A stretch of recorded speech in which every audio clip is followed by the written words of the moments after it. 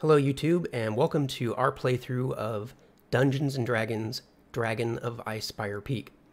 A quick disclaimer before you start watching the adventure. This was my very first time acting as Dungeon Master in my entire life. In addition to that, I have very little experience actually playing Dungeons & Dragons. However, I really like the game and I wanted to try my hat at DMing, and the Essentials Kit as well as the Starter Kit is supposed to be targeting people who are brand new to Dungeons & Dragons, both as players and as Dungeon Masters. The guys I'm playing with in this adventure have a lot more experience both playing the game and DMing themselves than I do. So throughout the adventure, I'm going to be asking them perhaps stupid questions, silly questions, these kinds of things, as you would expect from any brand new DM. So just know that before you watch the adventure and think that I'm this bumbling, fumbling fool, I'm just simply brand new. With that said, I hope you enjoy our game.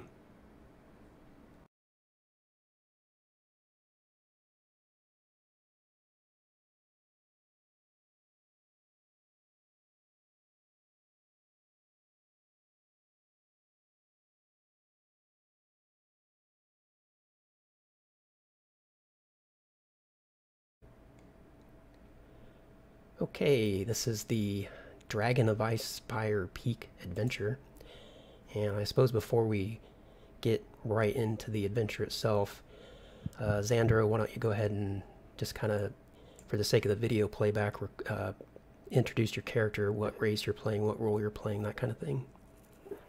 Well, Xandro is a dark elf or a drow rogue, who, after climbing out through the Underdark, after not wanting being cooped up there forever, he decided to set sail on the high seas, just looking for the thirst of adventure, with his captain.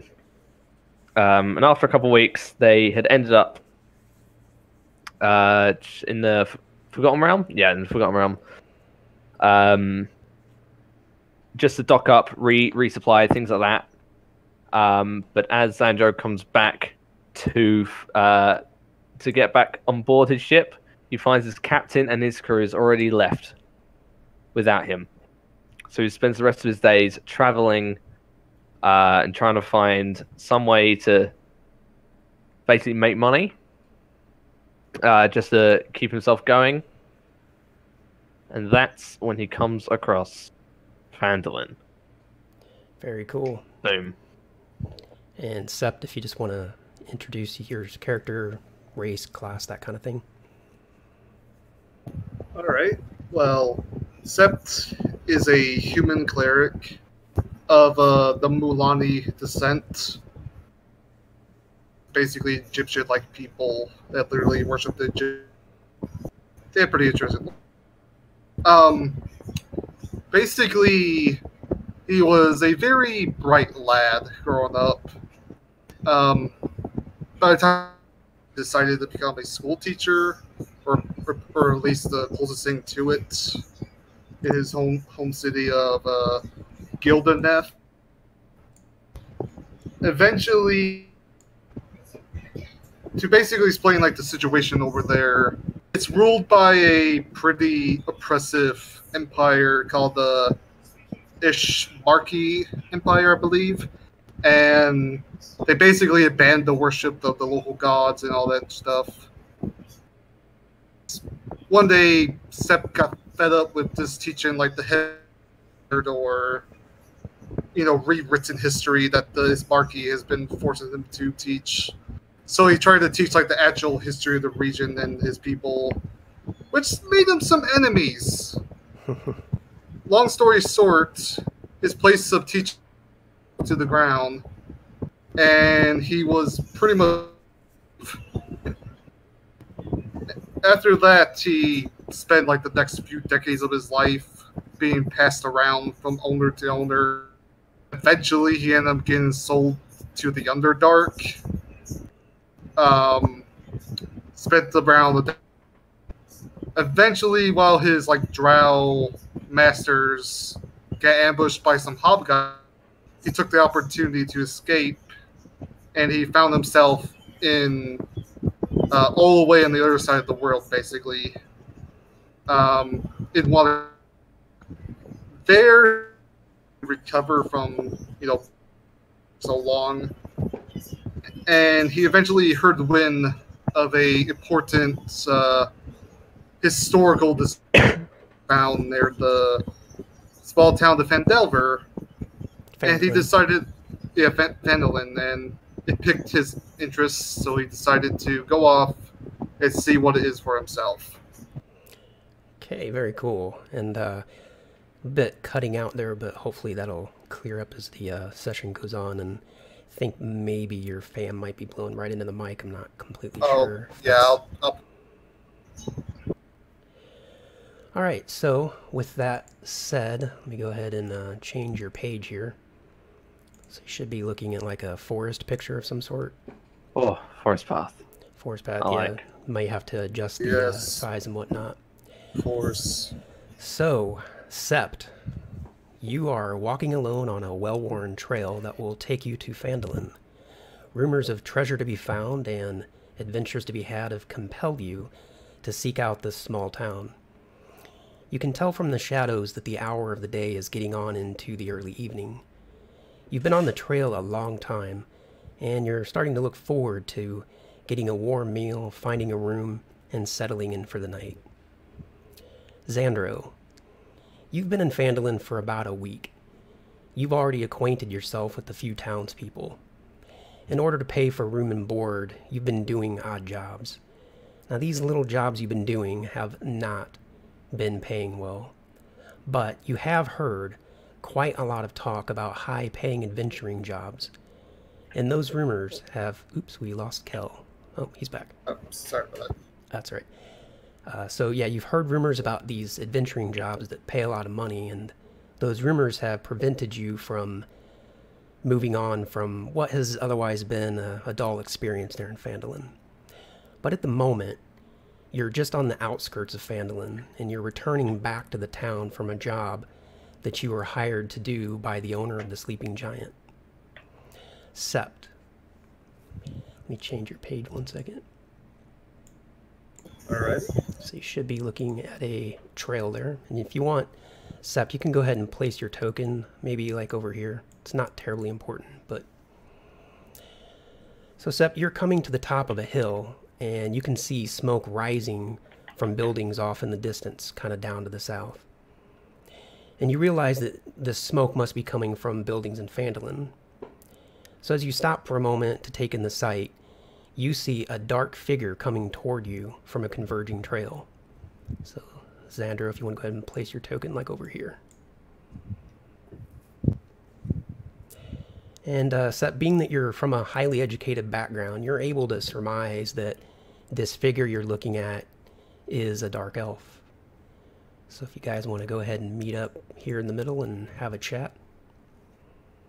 I just...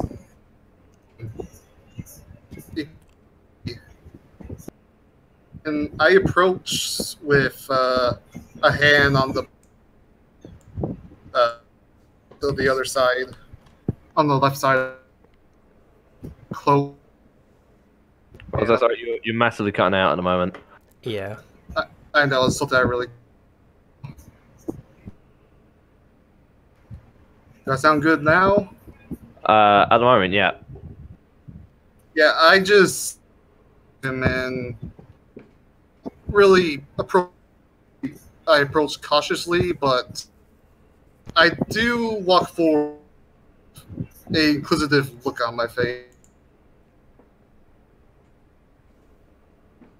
Okay, so basically you're kind of walking forward. You see this figure off in the distance coming towards you from the opposite trail, and it appears that probably you're both going the same direction, and you can tell this is a dark elf. And Xandro, you're close enough now that you can start to make out that this is some kind of traveler coming towards you. I'm gonna raise my hand. Just a small hello as I start walking over to the path. just to try and catch your attention. Yes, raises the and in Undercommon. You're not dragging me to your master, are you? My master?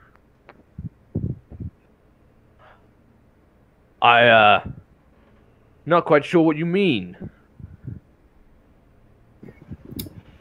I'm educated to that.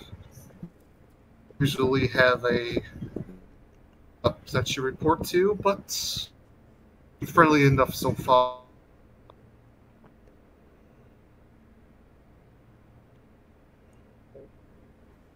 Definitely cutting out there. It's a little hard to make out what you're saying. So I've got a little gist of it. Yeah, I think the gist of it was that he is, and he's gonna, looks like he's gonna reconnect there on Discord. But I think the gist of it was he's basically saying he kind of approaches you and is saying, you know, you don't look imminently threatening, basically. Yeah. And we'll kind of wait till he reconnects here. Cool. I'll respond. Once he does, just a very quick question. What was the job I'm coming back from? So that is something I'll type to you separately. All right. I'm not going to do that just yet, but I'll type that to you separately.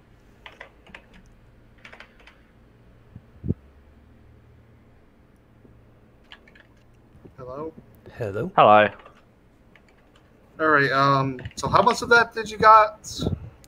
I sort of got the gist that you're approaching cautiously. You sort of know a bit of background about Dark Elves, but I don't seem threatening as of yet. All right, yeah, he says. All right, so if you don't have a master, that must mean that you're, as logic will dictate, a free elf or a free drow. Is that correct? I think of myself that way. I sort of like tug on my shirt, like I'm putting up my collar that I don't have. You see Set like tuck away his necklace of Thoth, and he goes, "Is that Fendelver over there? I saw the smoke from a little while away." Yes, that's Fandolin. I assume you're heading there as well? Yes, I heard of something interesting that was recently dug up over there, and I figured I'll take a look at it for myself.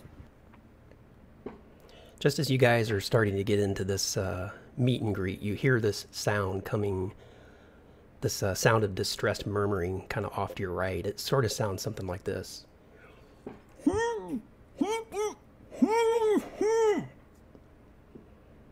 Kind of coming from, like, this area, roughly. Now that is fascinating. Well, that can't sound jolly. Yeah, you see Set sort of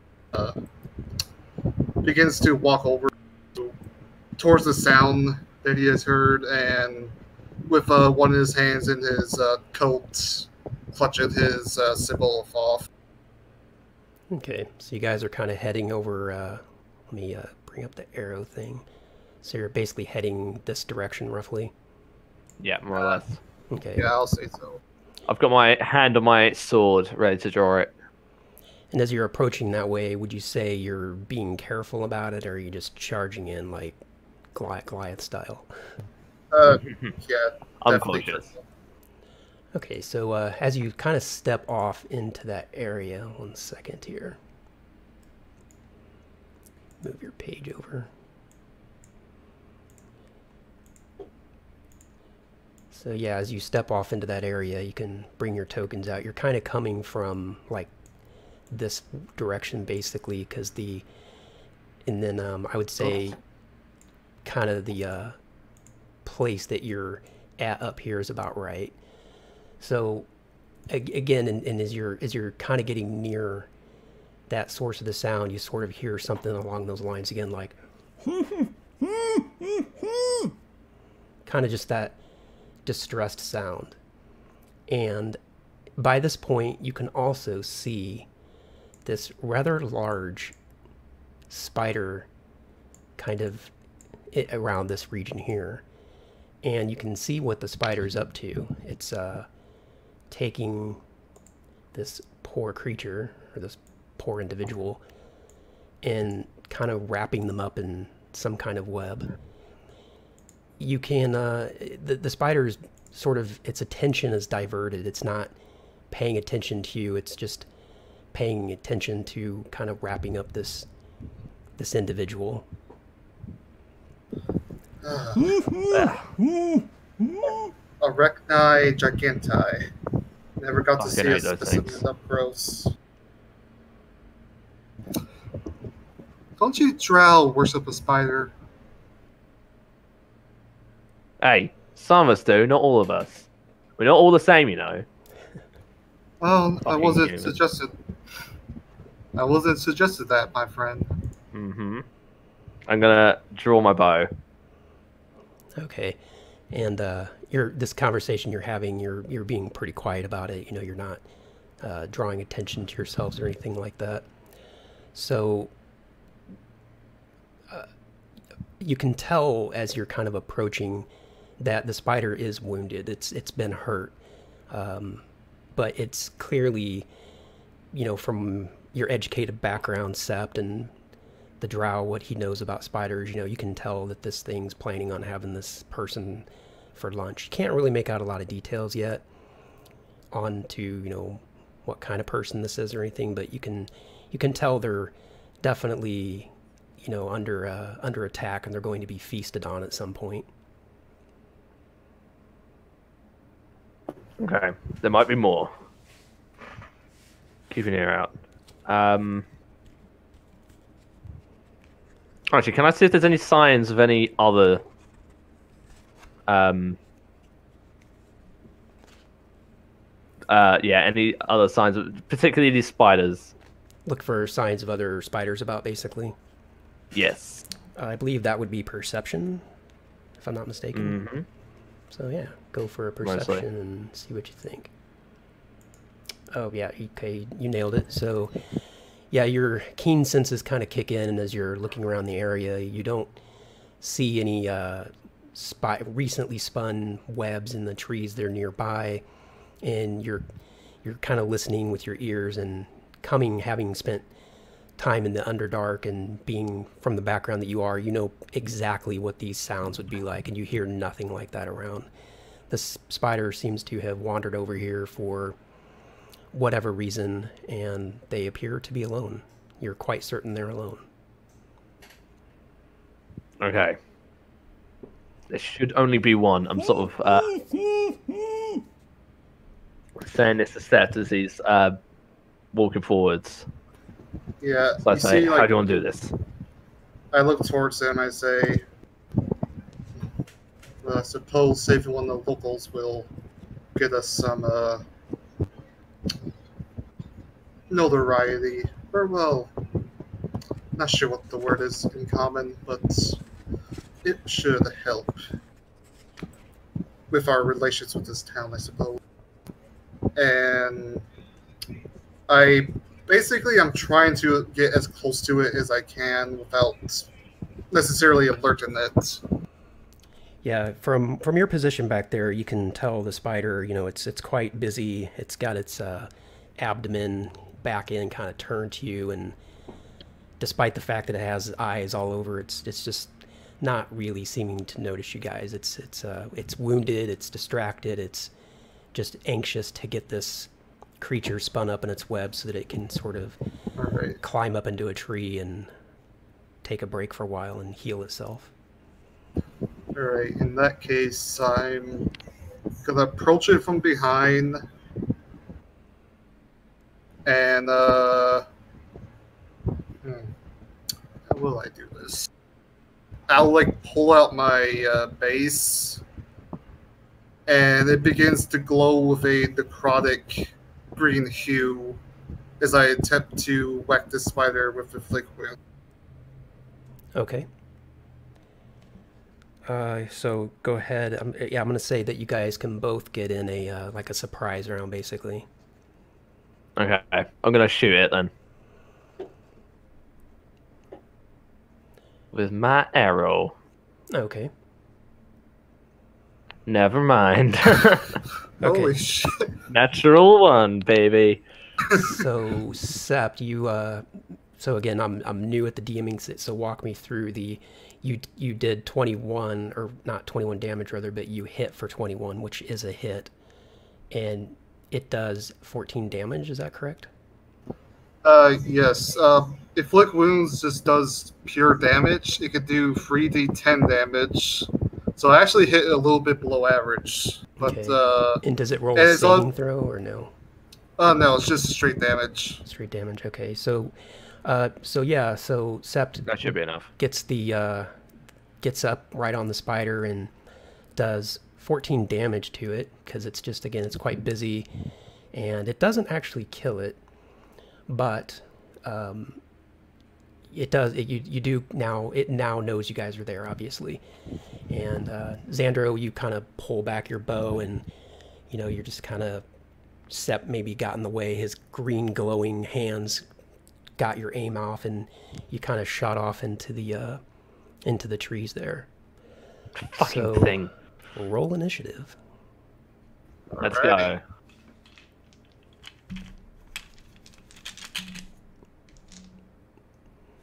I suppose actually I have to bring this up first. Okay. All right, and I will roll for the spider. Ooh, natural 20. Oh. That's very good. This spider's going to be a strong bastard. Right, so... That's very good for the cleric. He just got into his face. Give me 1 second here, so I have to add turn. And then I can just drag and drop these, I assume, yeah. Wait, that's a 20, not a 10. Okay, Xandro, you get to go first. What are you going to do? Okay, at that, I'm going to swap my bow for my rapier. And seeing that it's a sort of scene set, is this terrain sort of, I can walk over here, right? Yeah, I would say I can do? you wouldn't have any trouble doing that, especially with your drow elf abilities. You can... Oh, fuck. Okay, so I'm going to run over there, and I'm going to try and just sort of slash at it with the rapier. Okay. Oh, 24. are we in direct hit? sunlight by any chance? Are we in direct sunlight by any chance? I forgot about that. Okay, I'm not sure why that question is, but I will say, I would say you're not in direct sunlight at this point, because when you, Sept, as I mentioned, like when you were coming into town, you kind of noticed the hour, and the sun was kind of already ducking down behind the trees. All right. Yeah. Okay. Plus, Just like 'cause- the tree for- overhead. Yeah, just for future reference, I get disadvantaged on any perception rolls that rely on sight, and all attack rolls when I'm in direct sunlight. Okay. Oh, because you're a drow, so you're used to seeing in pitch black. Mm-hmm. Okay, well, that's good to know. You might have to remind me of that a few times, but... Yeah, I'll make sure I do. All right, so... Boom, 11 damage. All right, yeah, that definitely takes out the spider. Let me go ahead and put the death icon on him. See if I can figure out... There we go. That's how you do it. So, yeah, the spider is down, and you kind of... This person that's kind of somewhat tied up and has their mouth kind of already webbed over has kind of sort of somewhat seen this going on, and you kind of hear kind of this exasperated breath, thinks probably thanking you, at least that's kind of what it sounds like. What's that? Can you speak up a bit? Oh. They kind of start with their shoulder, trying to like point to their mouth, basically indicating that they can't really speak. Their hands are sort of somewhat bound. You know, the spider didn't finish its job, obviously, but their hands are kind of a bit bound, and you know, their legs are bound, so they're just kind of like, oh. And at this point, you can tell it's definitely a female human. I'm gonna laugh. I'm gonna look over at Set and say, "Reckon we should cut her down?" I look at him and I say, well, if you insist, I will go untied. And I just walk up to like the little woman and I could I use Sacred Flame to just like burn the webs away? I suppose you can. Is that gonna potentially kill her in the process? I mean, I don't, unless you want to like rule it that I could potentially hurt her. Well, since you're not in combat at the moment, and, you know, non-initiative, I would say that, you know, given enough time, you guys can cut away and or burn away if you're really careful about it.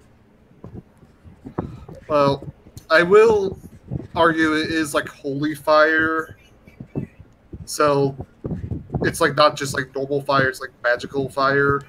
So you can So direct it, basically. Probably have more control over it. Okay. I mean, yeah, I'm fine with that. Again, I'm relying a little bit on your guys' call on some of this kind of stuff, which, you know, because this is my first experience here, so my first rodeo. So if that sounds reasonable to you guys. I think it's fine. It's a saving throw thing, isn't it? It's not a direct hit spell. Yes, it's a save and throw spell. So yeah. And you're directing I'd it say that's- basically like at the her I'm like- wrists and mouth and whatnot. Yeah, I like to imagine it as like me basically summoning forth the flame in my hand and just like using it to like burn away the weapon, so she Okay. can like, you know, break her way out. All right. So yeah, that sounds reasonable to me. So do you want to describe what that looks like and how you go about it? Yeah, I just say, oh, hush now, you'll be out in just a second.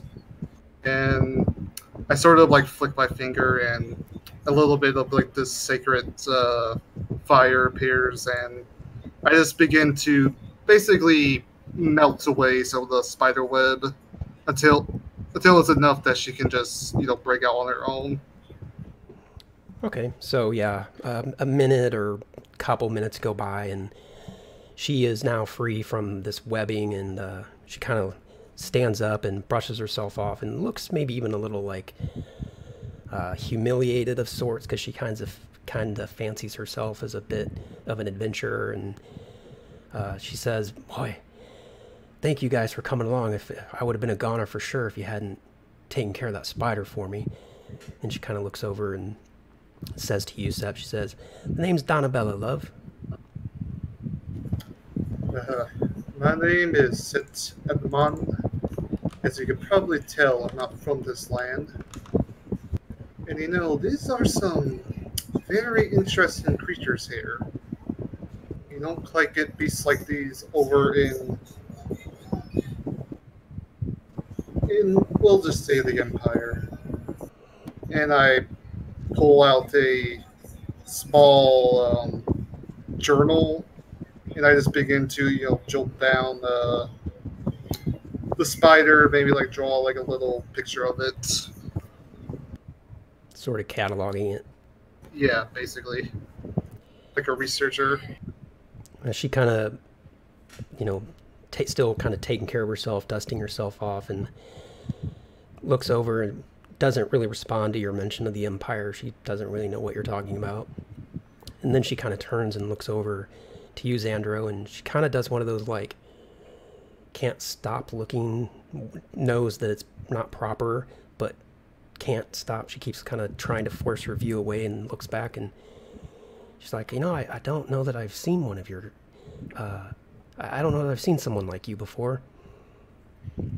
No, Not all the people have. I'm gonna walk over to her, sort of hand out to shake a hand. Okay. Xandro.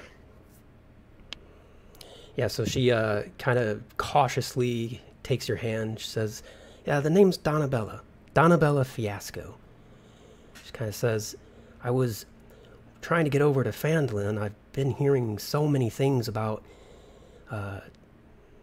adventures that are happening in and around this area, and apparently they've got a town mayor down there that likes to hire people to go out and do things, and been very interested in taking on some of those adventures. You know, not a lot of money, and I could sure use the extra income. You know, are you guys from Phandalin?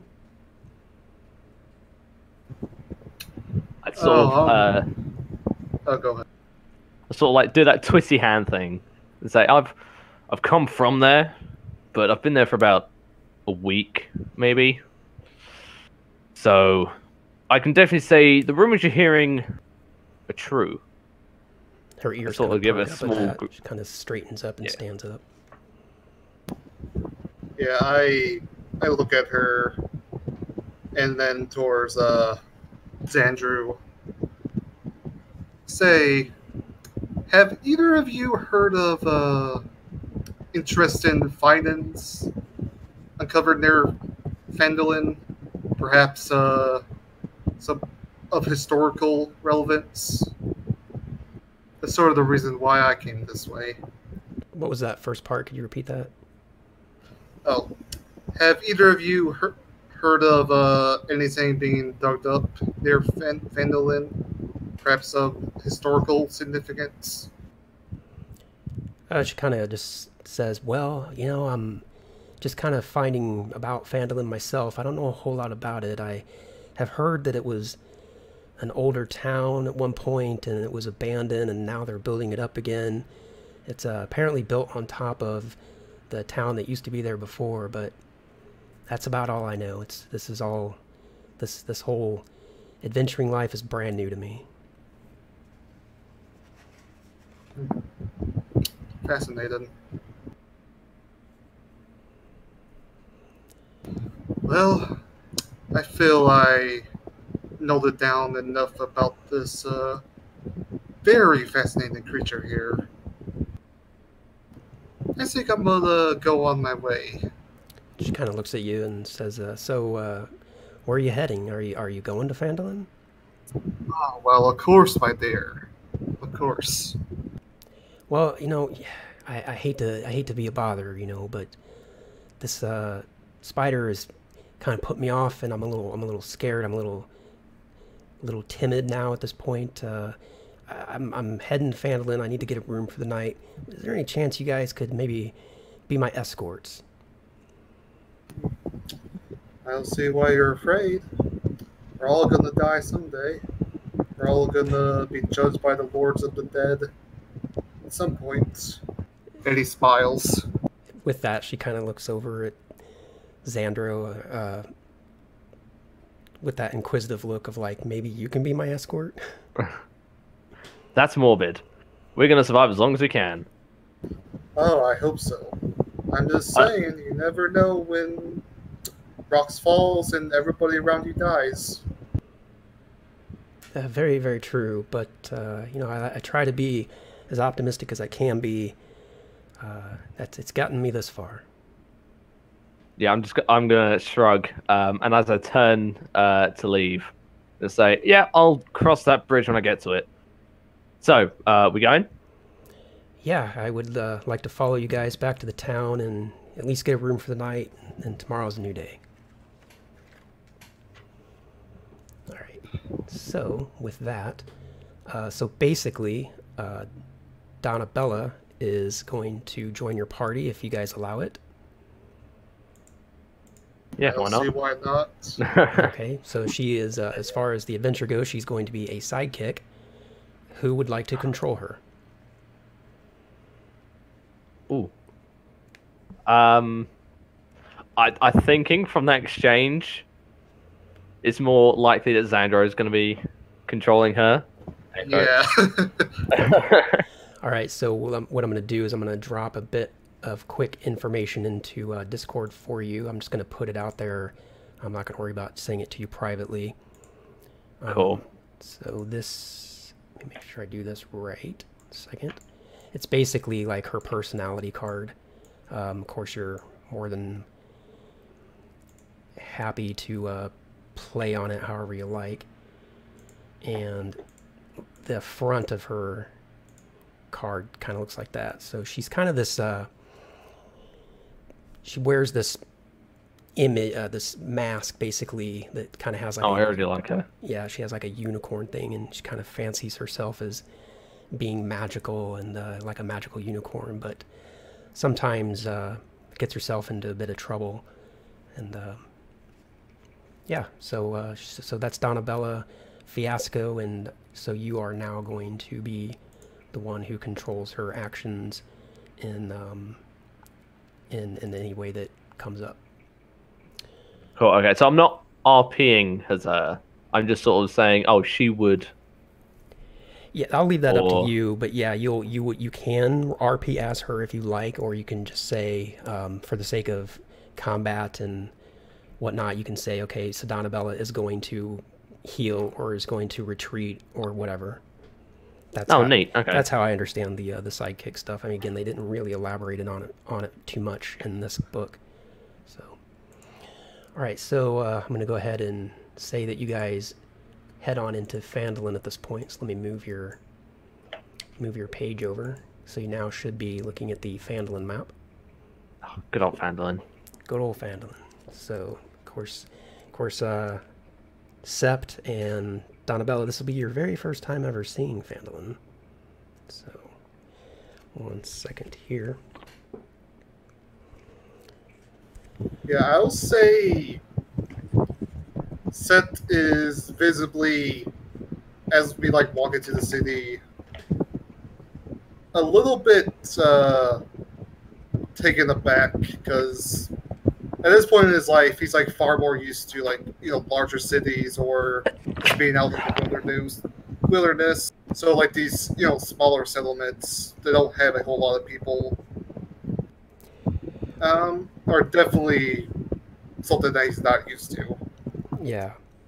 Well, nestled in the rocky foothills of the snow-capped Sword Mountains is the mining town of Phandalin, which consists of 40 or 50 simple log buildings. Crumbling stone ruins surround the newer houses and shops, showing how this must have been part of a larger town in centuries past. Phandalin's residents are quiet, hard-working folk who come from distant cities to eke out a life amid the harsh wilderness. They are farmers, stonecutters, blacksmiths, traders, prospectors, and children. The town has no walls and no garrison, but most of the adults keep weapons within easy reach in case the need for arms should arise. Visitors are welcome here, particularly if they have coin to spend or news to share. The Stonehill Inn at the center of town offers modest lodging and meals. So you guys are kind of coming into Phandalin, probably from the Tribord Trail. That's the main route in and out of this place. So I'm going to say you're coming in this direction here. It's from a token there. And Xandro, since you have been in Phandalin, and it is quite small, so you know the lay of the land, you know the streets because there's only a couple of them. You haven't necessarily gone and visited every single location, but you've been by the Stonehill Inn and you've done a little bit of work for some of the different places here in town. Again, nothing that's been paying you very well, basically just enough to afford you a night's rest and a meal. That's basically about all that cool. that it's been paying up to this point. So I'd imagine Xandro is sort of leading the other two in, sort of like a tour guide-esque sort of vibe. Yeah, and so that you don't have to drag two tokens around, I'll just say Donabella, she's following you basically. She's following your Yeah. group. And at this point, yeah. it's just to give you a sense of time. It's probably like, it's into the evening hour. The sun is still up. You can still see. Of course, you would have no problem seeing even if it was pitch black. But for the people that need light, it's not dusk yet. But it's getting on to the time of the night where businesses are clearly closing doors, this kind of thing, and people are starting to either head home or head to the Sleeping Giant for a drink. Cool. So as we're heading in, I'm gonna sort of turn to the other two and say, well, welcome. Anything you want to do here? Anything you want to see first? Well, I would prefer to find somewhere to sleep for the night. I have the perfect place for you. Do you know? And I'm just gonna start leading everyone over to the Stonehill Inn. Okay.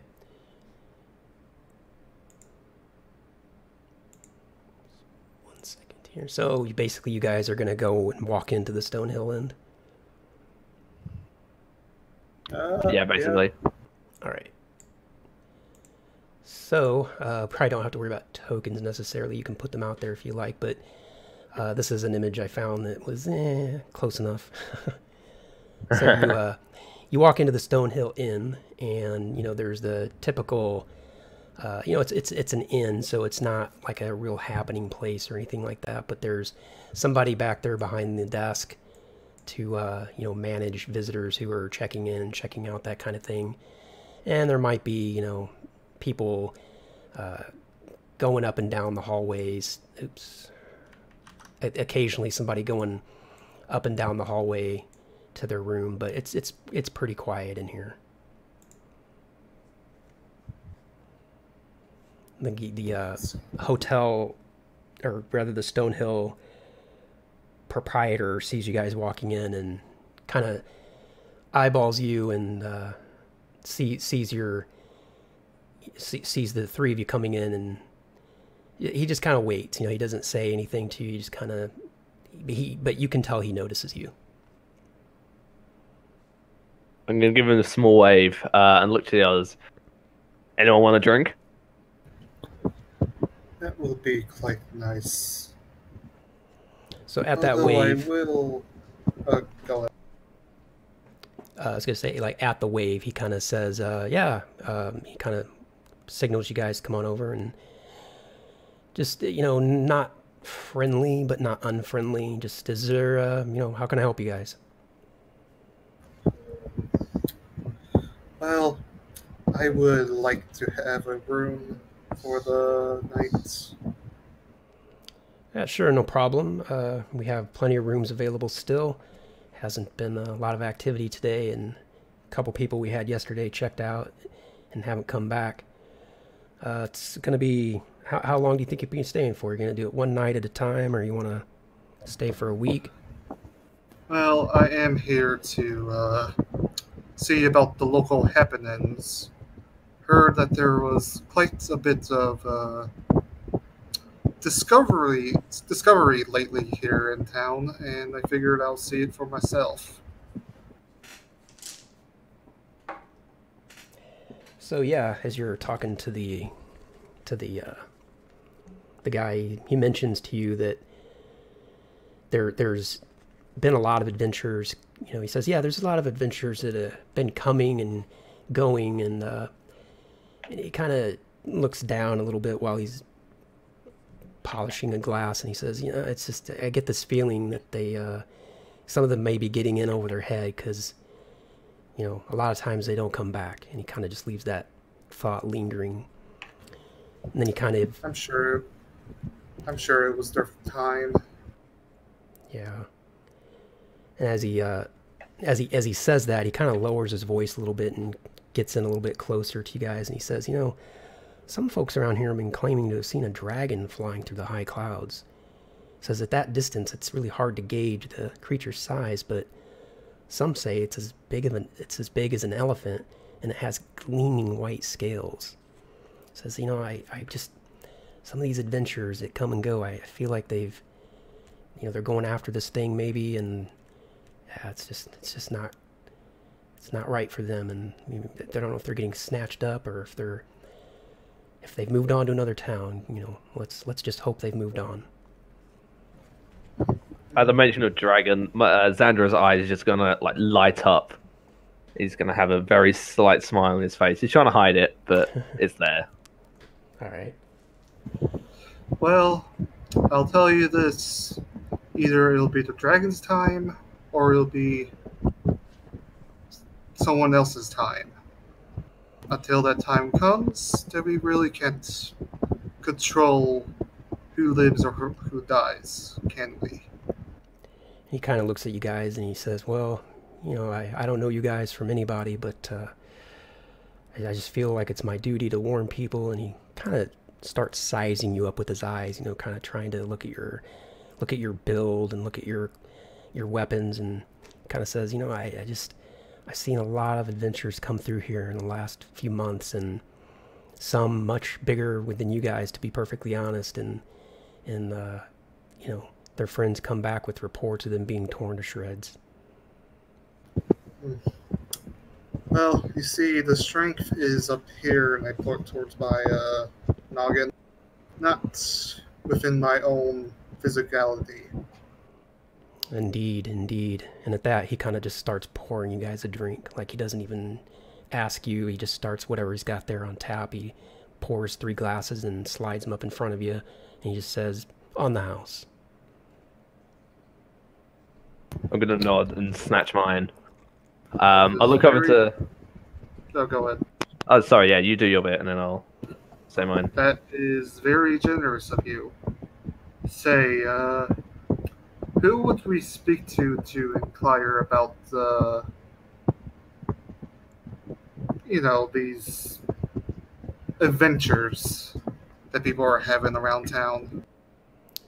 Yeah, well, you want to talk to the town master. His name is Harbin. One second.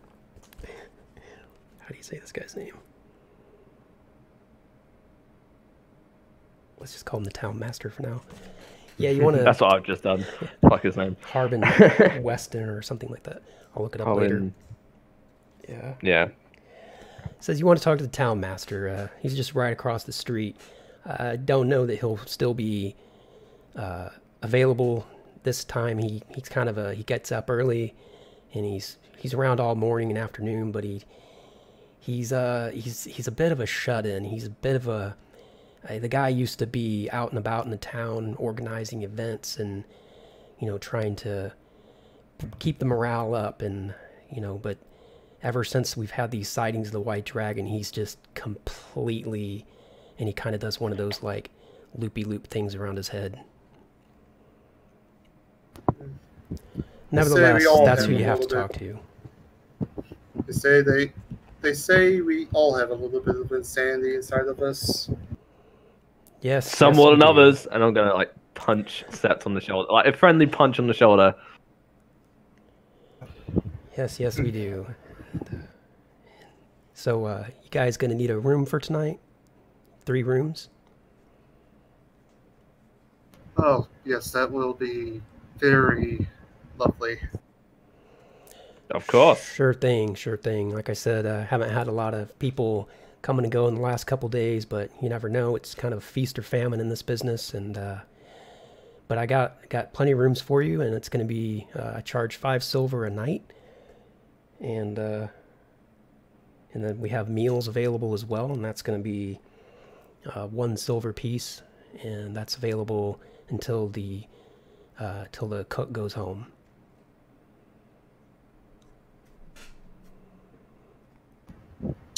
Well, and I sort of like put 6 silver on the counter. Yeah, so you kind of... 1 room and 1 food. I give him I guess I'll give him 6 silver as well. All right, so yeah, he kind of takes your coins, and as far as Donna Bella goes with her and money and stuff, it's just again, the rules are very scant, so we'll just assume that she's able to pay her own way. But at that, he takes your money and tells you to go ahead and have a seat there at the tables, and says, yeah, the cook's still here for a little bit longer, but you're going to be going home soon, so you got in here just in time. And your rooms, and he just kind of gives you these numbers. He's like, you know, you're going to be in 2, you're going to be in 4, and then he looks at the female, and he's like, you're all the way at the end. You're away from those guys. I'm gonna nod, nod in thanks, and head over to sit down. Well, thank you for the place to stay. And I had to sit down with a new drow buddy. Best friends forever. All right, so yeah, you guys kind of go sit down at the table, and a little bit of time goes by, and this other person who you haven't seen who you haven't seen yet, comes out from like this area here, comes through this door, and brings a couple plates over, sets them down. It's all the same. Like, there's no variation, there's no ordering. It's basically just like you order food, and that's it. And then she goes back to the door, comes out a second later with a third plate, and sets it down wherever you guys are sitting, probably, you know, here or something like that.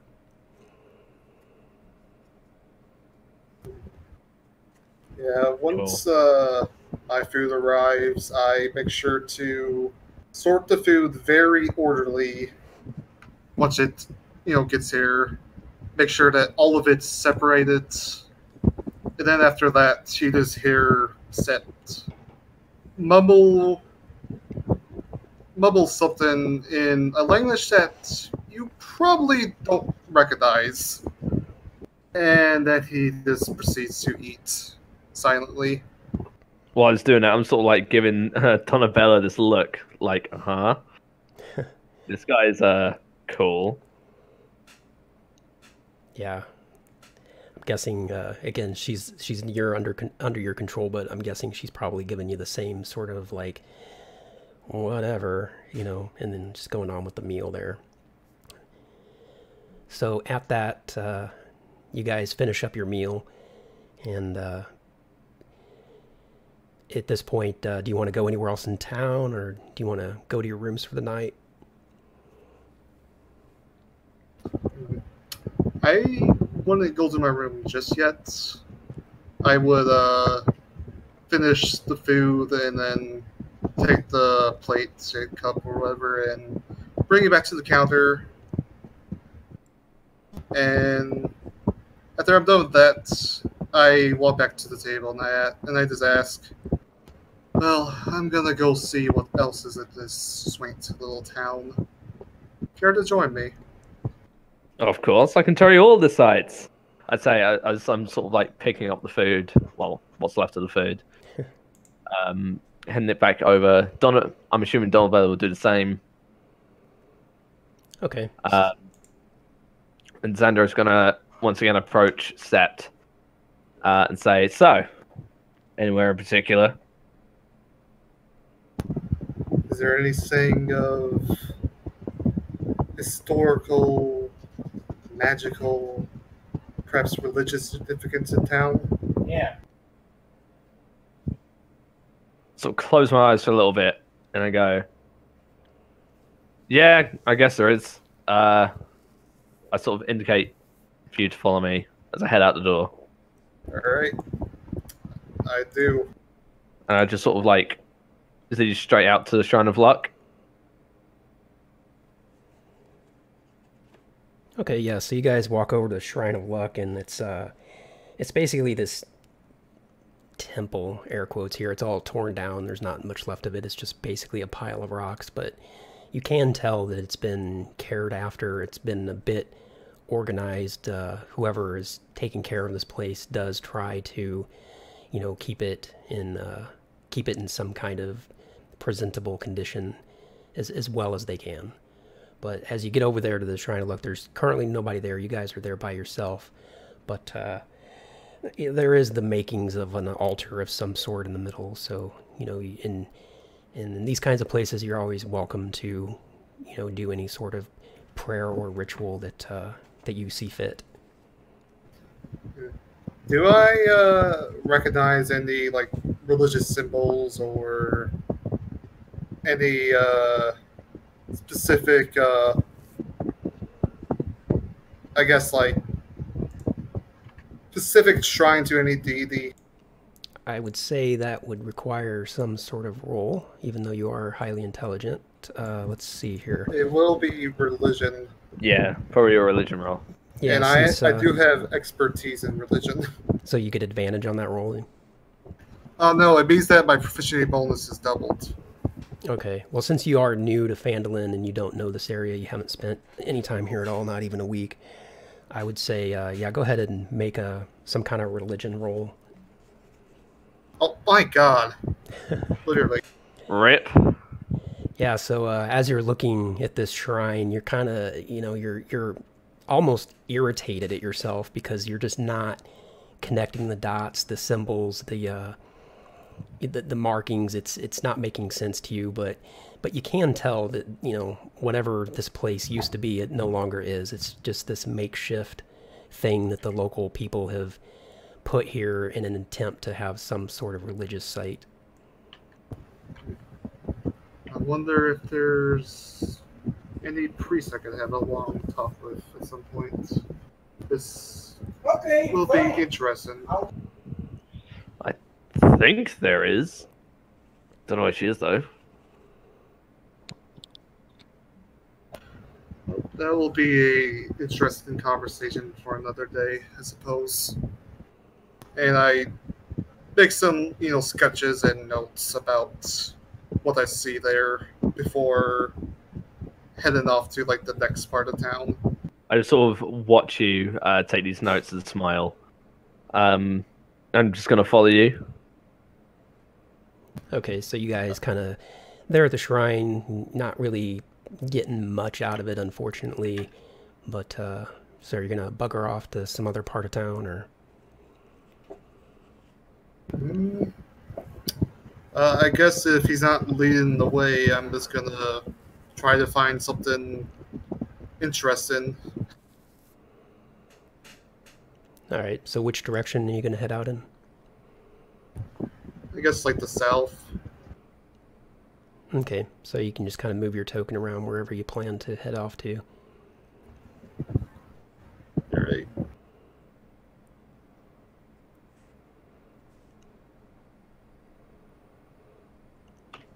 All right, so you get up in front of this building, and you don't know what it is, and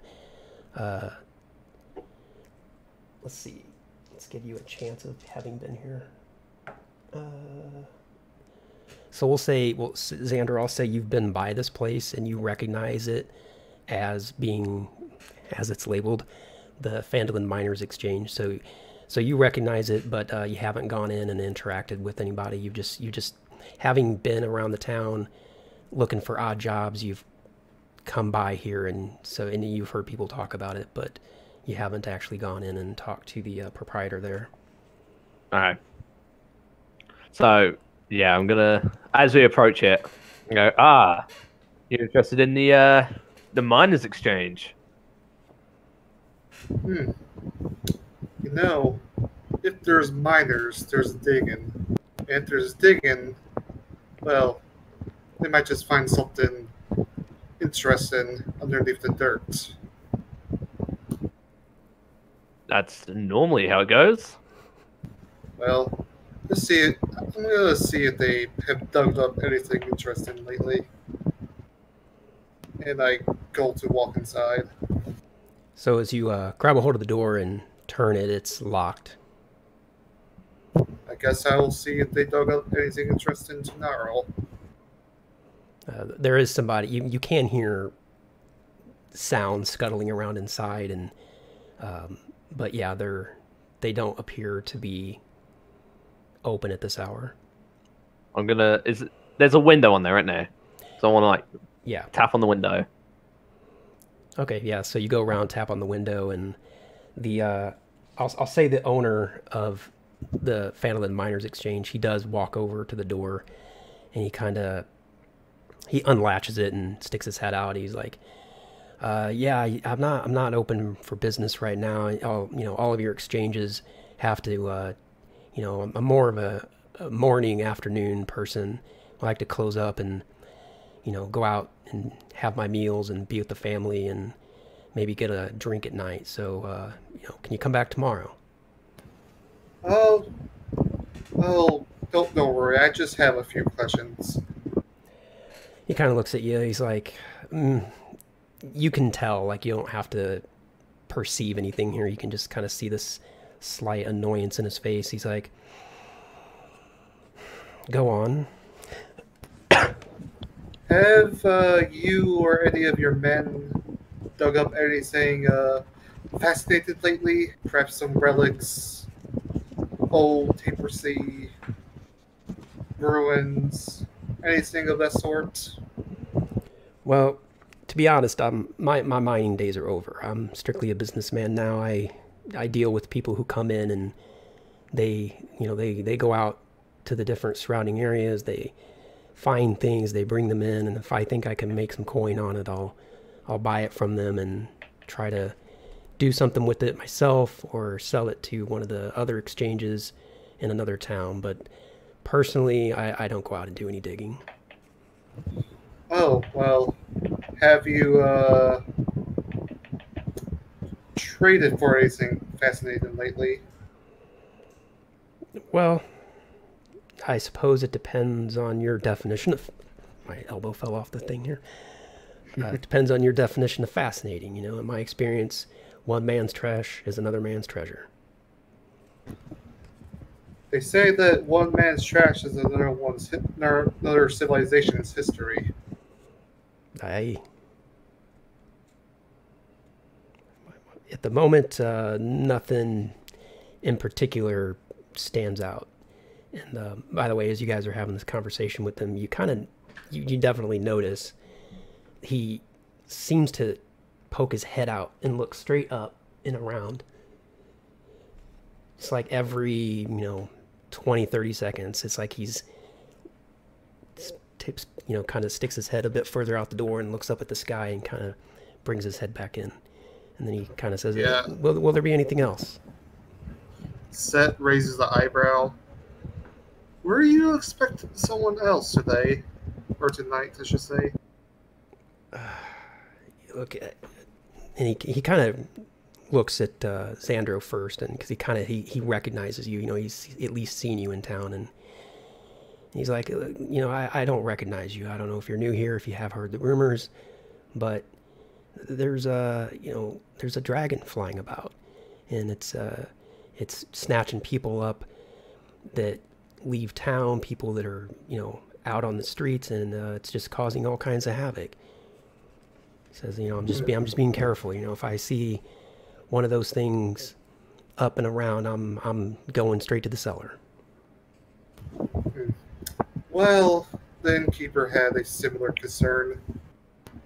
Well, luckily for you, from my knowledge of the histories, dragons tend to be solitary creatures. And if there's one, it'll only be the one you have to deal with most of the time. And he kind of looks at you, and he maybe has this natural perception of insight in the sense that he, by looking at your person and in the manner of your speech, he can sense that you're intelligent, and he just takes you at your word. He's like, well, that's certainly good to know. I don't know a whole lot about dragons myself, but anything that big and dangerous is something I don't want to mess with, that's for sure. And then he kind of starts slowly closing the door, but he doesn't like slam draconic. I say draconic. Oh, there's nothing to worry about. It's just noise in his head. Well, have a good day or a good night. Thank you. You too. And then he very, not slamming the door shut, but firmly closes the door, and you hear these latches kind of latching down, and it almost maybe even sounds like he is pushing something up in front of the door at the same time. These town people are really spooked about that dragon problem, are they? Yeah, who can blame him? It's a big flying monster. I suppose you have a point. So anywhere else? I guess now Set will just continue to like walk down this trail a little bit, see what's like at the very end of the town. Which way? Okay, down there. Okay. Like the Miners Trail. So yeah, as you guys kind of walk down that way, Xandro, I would imagine you're kind of questioning like why he's walking on this trail that goes to nowhere. But it's basically, as you're getting down there, you can see from each of the sides there's like, you know, empty green spaces where, you know, there isn't much going on. It's not real well kept grass or anything like that. But sort of off to the farther sides, there's a bit of fields where some attempts are being made to harvest the land and grow crops. But beyond that, further to the south, you can see the trail just leads out of town and straight into just nothing, forest and nothing.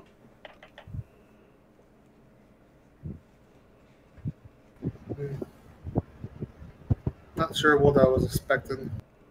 All right.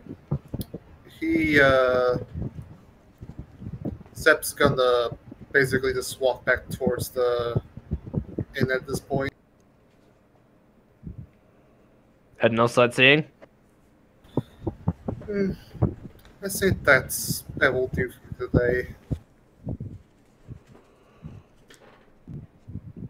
All right, so as you guys are heading back up that way, you get kind of up this way, you hear, you know, it's pretty quiet, but you can, if there is anything going on in town, it sounds like it's coming from like this direction down here, you know, kind of the behind the Stonehill Inn. There's just noises and any activity that there is at this hour.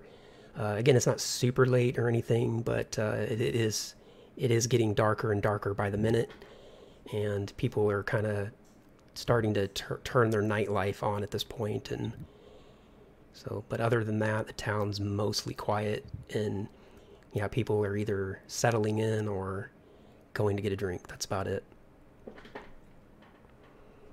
Yeah, I look towards that trail, and I say, you know what? Let's do a little more exploring. You see a big grin come across Andrew's face. I like it when you say that. Yeah, and I guess like Seth just walks down this way to see what the commotion's about.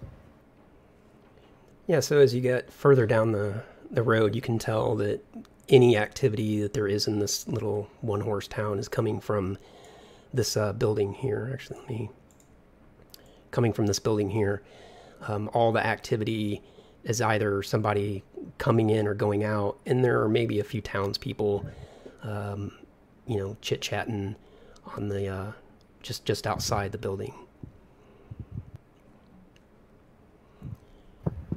And they see you as you approach, that they don't really take much notice. They just whatever, you know.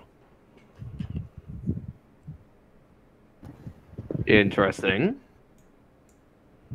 Are they just wearing civilian clothing?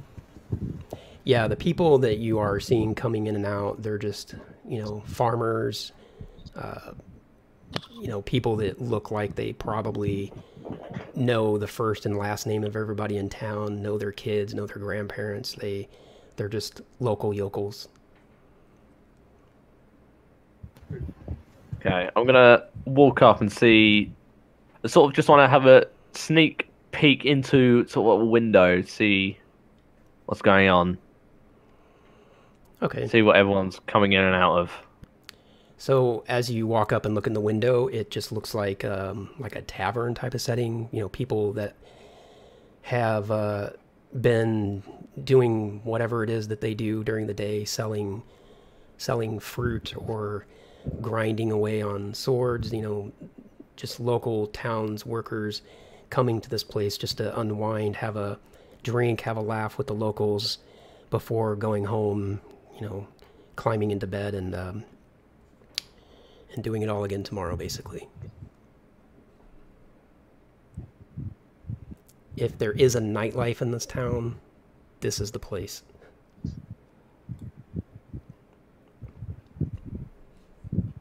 Looks fun in there. Probably have a couple of drinks if you want. Maybe someone will know a thing or two about anything fascinating that's going on. Or that. Yeah. Sept goes to walk in. Okay. So I'll eagerly follow. all right, so one second. That's this one. All right, so this is the facility, the location that you're in. You go in, and I don't have a lot of tokens in here or anything, but there's quite a few people. It's as far as like capacity goes, this place is pretty full. There's a couple people behind the bar tending drinks and whatnot, and it just sounds like like a tavern. You guys have been in and about, and you kind of know the vibe of a place that when people are just winding down, then it kind of has that feel to it. Like after a day of work, some people that are into sitting around socializing, that this is they're just here to put a punctuation or rather put a period at the end of their day, basically.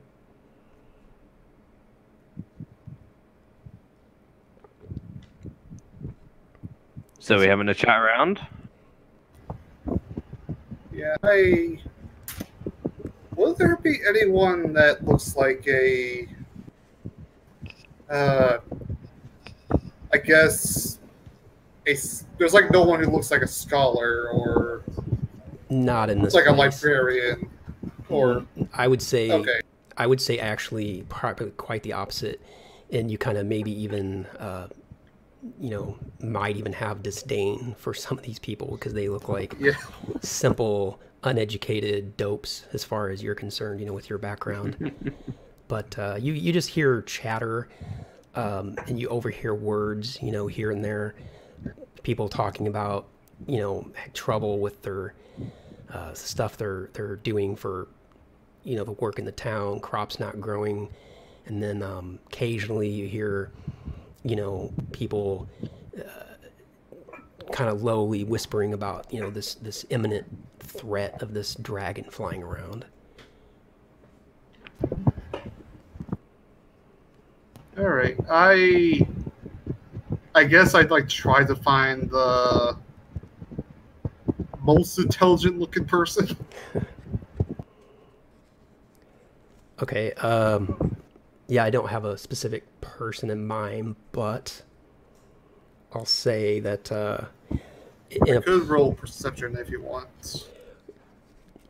I'm saying I don't have like a list of characters here that I have in mind for this, because it's just kind of one of those locations that, the bartender serves drinks and the townspeople are there just kind of winding down for the night. But I would say among this group of people, the business proprietor would probably be the most wizened of the bunch, seeing that they're owning and operating a business of some sort. All right, well, that's where I'm gonna head to. So Cool. yeah, as you walk up, and he just kind of looks at you guys and, what can I get you? Good evening. If you have any wine, that'll be lovely. I have a question. Okay. You seem like a fairly well-read fellow. Have you heard of any recent what am I looking for? findings that happened around town lately? I already know about. I already am well aware of the dragon threats, but did anyone stumbled upon something interesting, or has someone discovered anything? I can tell you the town master is currently looking for somebody that can go out on some kind of quest of some sort. You guys look like adventure types, so you might be into this kind of thing. All I know about it is it's a old ruined city that apparently some dwarves are there, and they're trying to excavate the area. That's about all I know about it. Whether or not it's valuable, he kind of shrugs. Oh, a ruined city, you say? That is exactly what I'm looking for.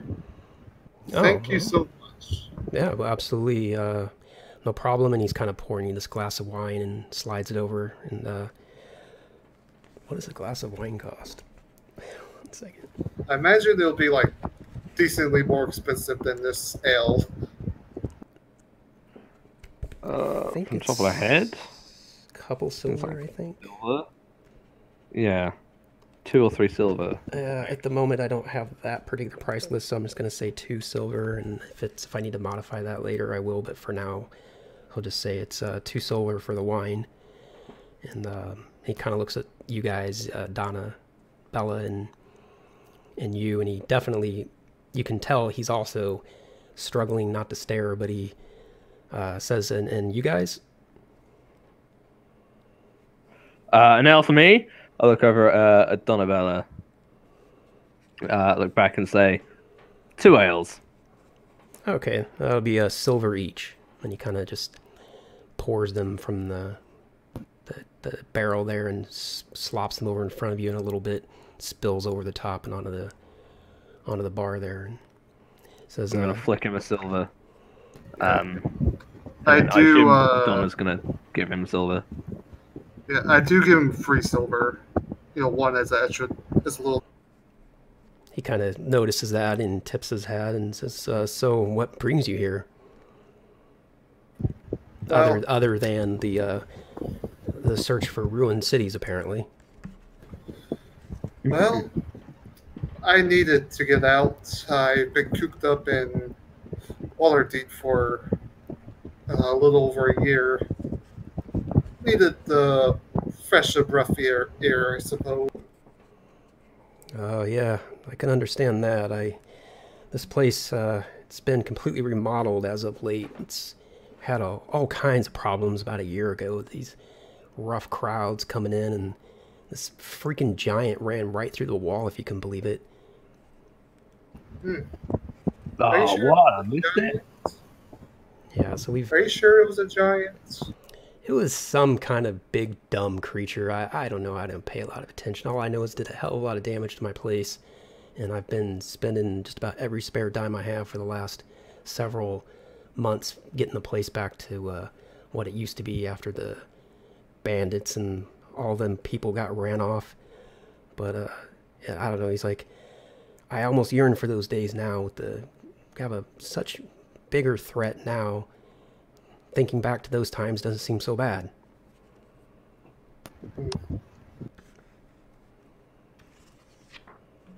Well, I informed the fellow that owns the minor exchange earlier. You don't have to worry too much about the dragon. They're generally solitary creatures. You're only dealing with the one. Be that as it may, it sure has everybody around here spooked, and you got people coming in from all over trying to get jobs, and yeah, I don't know. They come in and they go, and a lot of new faces, that's for sure. It doesn't give me a strong indication that people are surviving whatever it is they're looking for. Well, I'm sure it was their time. And then he says, at that, he kind of just feels like that's kind of the natural end of that break, and he slides off to the side and pours some drinks and maybe takes them out to the tables out there and just kind of leaves you guys to it.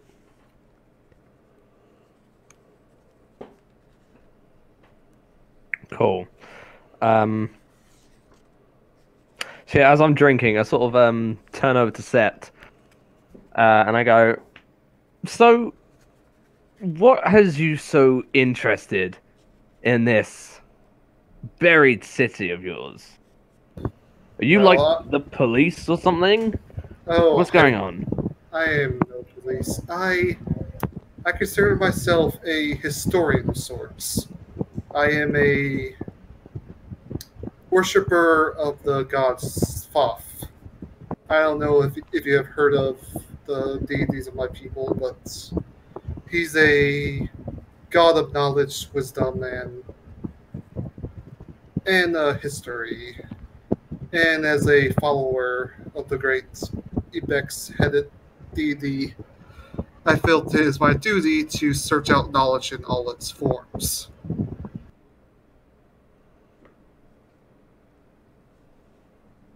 Aha.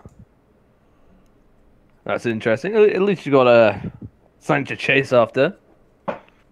Good on you. Yeah. I sort of raise my mug. I raised my wine glass. Now, what is a drow doing so far from the Underdark? Haven't seen any of your kind on the surface yet. I sort of shrug and say, and got bored. So I went off. Found myself here. Yeah, I admit the Underdark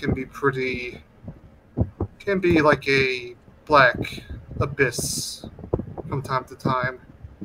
Sort of going to cock an eyebrow. And you know? Let's just say I am fairly well traveled. I'm going to give a small smile. Take a sip of my ale.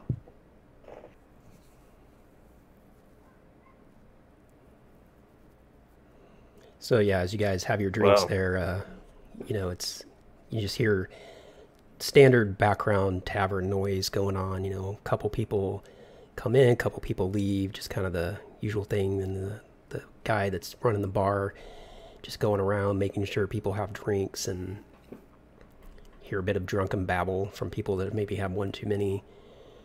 And then and it is getting noticeably darker, like as the time goes by. You know, it's starting to get on into after sunset probably by this point.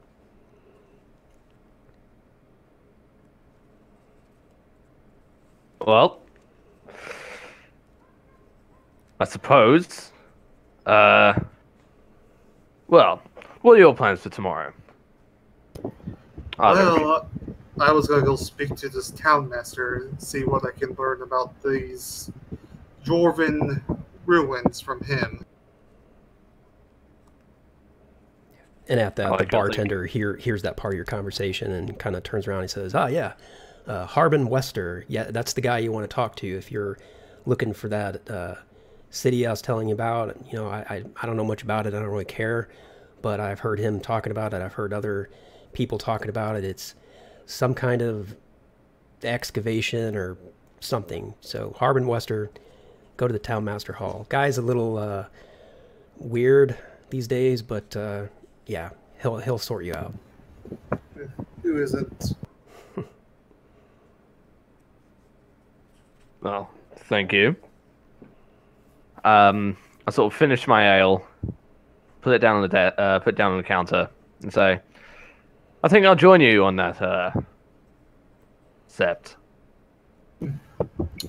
Well, I could always use the extra helping hand, I suppose. And I reach out my hand to shake his. I shake your hand. The bartender? Oh, no, it's Xandru. that. Okay, gotcha. Yeah, I shake your hand and say, "Hey, we can make a bit of gold on the side." Oh, yes, that too. All right, so I guess you guys are kind of winding down here at this place. Yeah, I'd imagine so. Yeah, I will try to have a good time. Uh, try. I'll try to have a good time. Okay.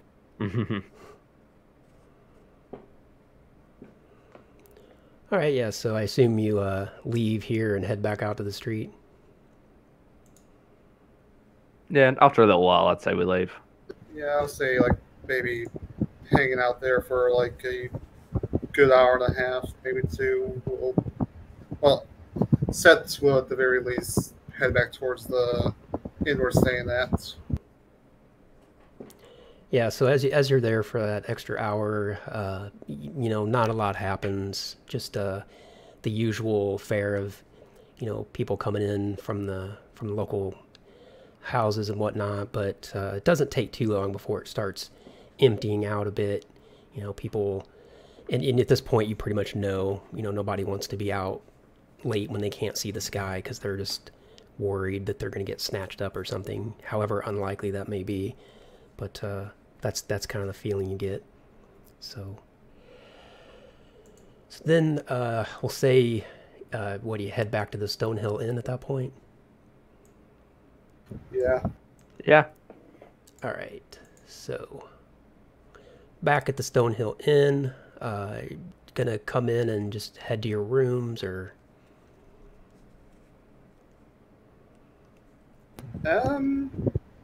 Yeah, I'll just say Seth's not the kind of person to hold off on his sleep. Yeah, Well, actually, out of too character long. for a second regarding your sleep requirements. What are they?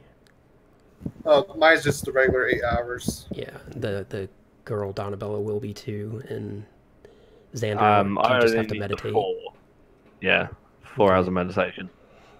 Okay, so, but you're obviously aware that other lesser beings have to completely pass out into a Yeah. completely unconscious state for a number So, of hours. yeah, as Sept and Donabella sort of head to their room, I'm going to stay at the bar, have another drink, and sort of just head to my room and sort of just like unwind a little bit. Yeah.